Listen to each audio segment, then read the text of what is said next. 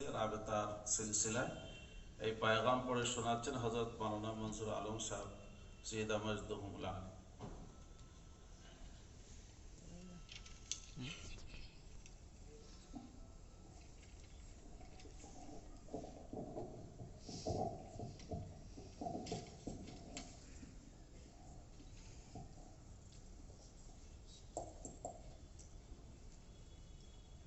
बिस्मिल्लाहिर्रहमानिर्रहीम। पैगाम। अल्हम्दुलिल्लाहि रब्बिल आलमीन वस्सलातु वस्सलामु अला सय्यिदिल मुरसलीन खातमिन नबिय्यीन मुहम्मदिन व आलिहि व सहबिहि अजमईन व बाद। हजरात, मुसलमानों की ज़िंदगी में दीन बड़ी अहमियत रखता है और अहमियत के साथ साथ ज़िंदगी के लिए अपने अंदर बड़ी वसअत भी रखता है। दीन की अहमियत और उसकी वसअत को वो लोग नहीं समझते जिनके जहन की तशकील खालिस मगरबी निज़ाम तालीम में हुई है।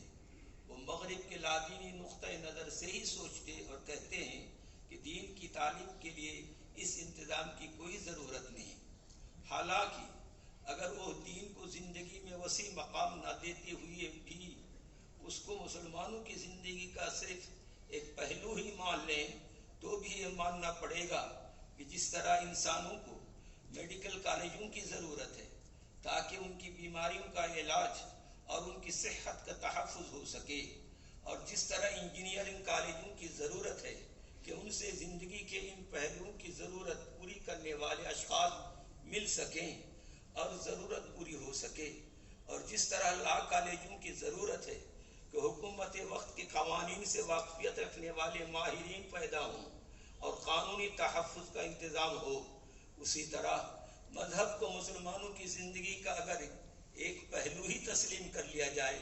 तो भी उनको हमारे इन दीनी मदारिस की अहमियत तस्लीम करना पड़ेगा। हालांकि इस्लाम में मज़हब ज़िंदगी का सिर्फ एक पहलू ही नहीं बल्कि ज़िंदगी के तमाम पहलुओं के लिए अहकाम व तालीमात रखता है, जिनको जाने और उन पर अमल किए बगैर ज़िंदगी को अपनी परवरदिगार के हुक्म के मुताबिक नहीं बना सकते। आज से 80-90 साल कबल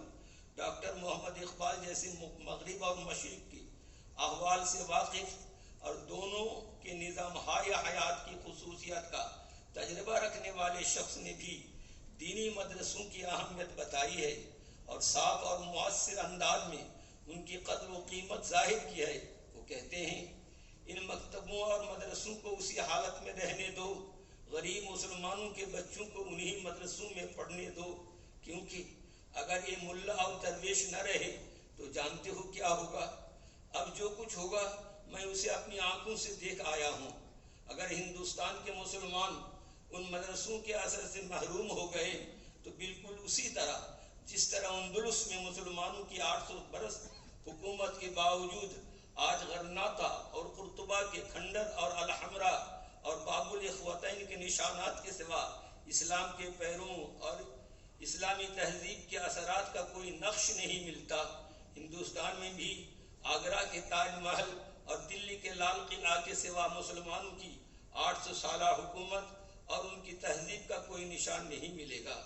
मुसलमानों के लिए ये बात कतई काबिल कबूल नहीं हो सकती कि उनकी ज़िंदगी मजहब से बेताल्लुक़ कर दी जाए, जिस तरह यूरोप व अमेरिका में और उनके मानने वालों में कर दिया गया है, और इंसान को सिर्फ मादी मसलहत के अंदर महदूद कर दिया जाए। उसका तजर्बा खुद मगरिब में अखलाकी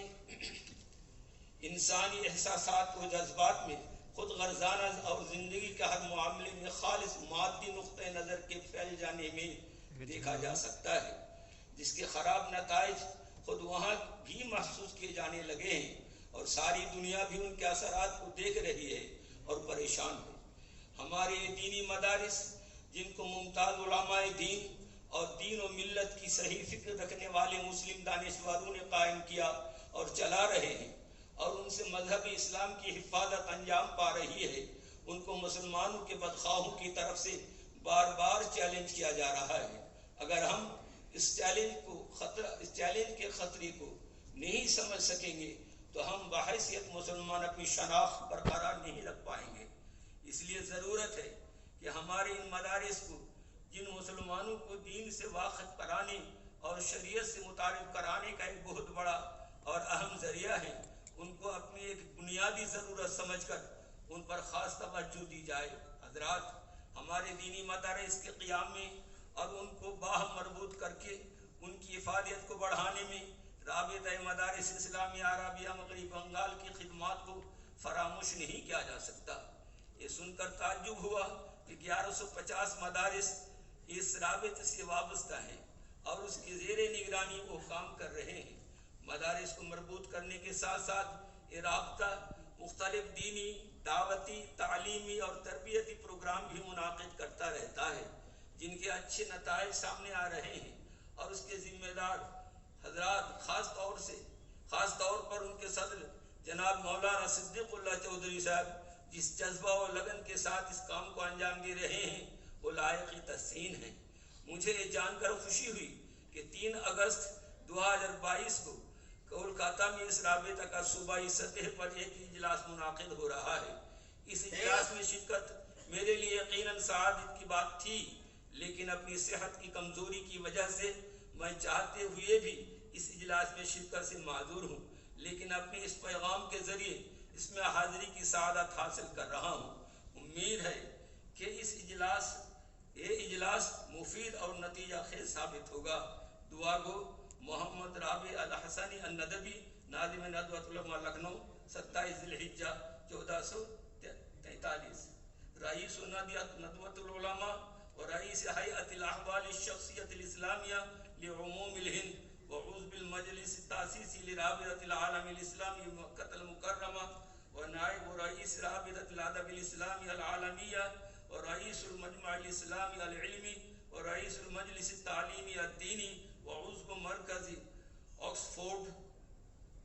للدراسات الاسلامیہ۔